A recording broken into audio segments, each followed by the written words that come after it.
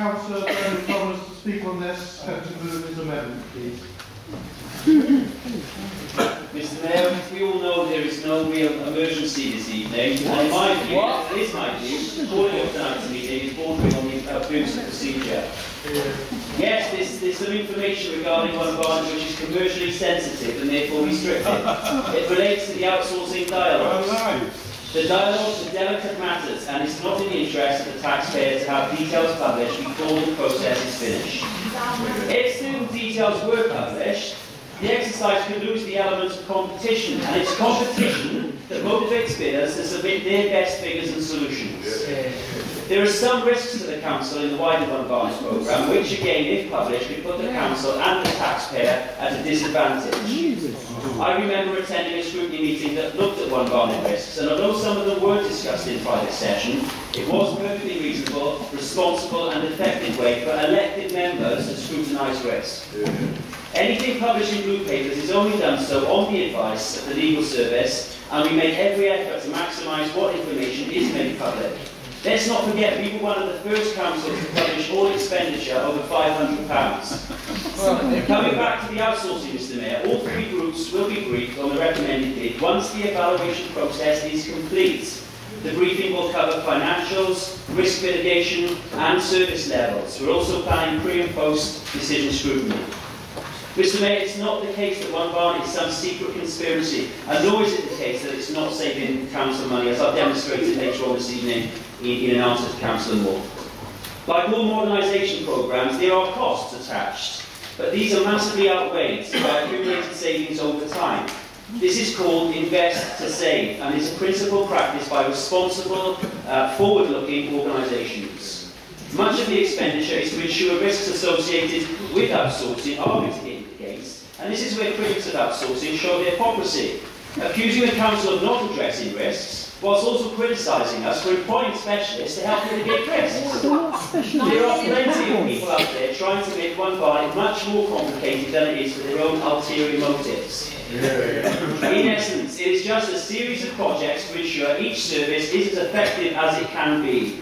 There are those who think it's a new Labour idea, which I don't think is accurate, Mr Mayor. But if consolidation of the public sector back office and more joined-up service delivery could save millions of pounds, then who really cares where the idea came from?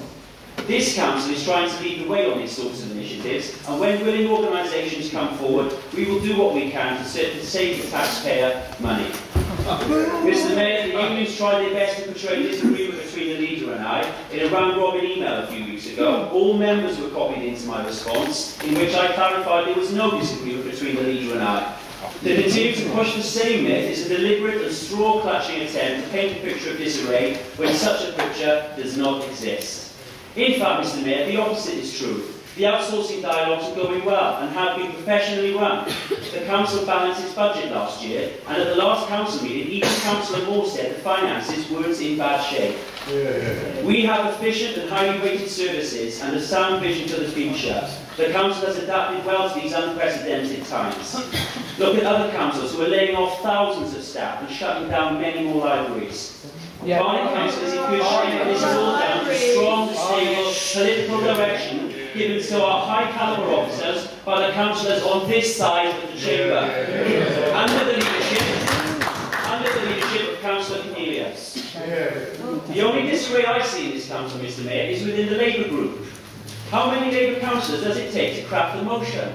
And Mr Mayor, 1 month it wants to cut half of the one budget expenditure but keep its entire forecast savings. The next month it wants a referendum on One Barnet and the whole programme stopped. During this flip-flopping, there has been no credible alternative proposed. Yet we have to plug the budget gap somehow.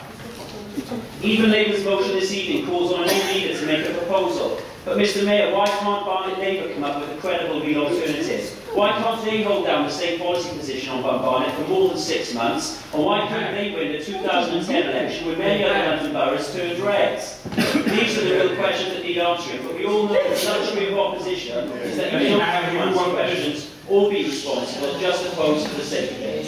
This motion and this whole emergency meeting is just a sham to satisfy Labour's paymasters to the unions. Crocodiles or the secrecy when there is none, spreading rumours of division when there is unity, and accusing us of disarray when the Council council is actually run in an efficient and calm manner. This administration will take no notice of these desperate tactics and will plough on with what it was elected to do: run the council and keep council tax down.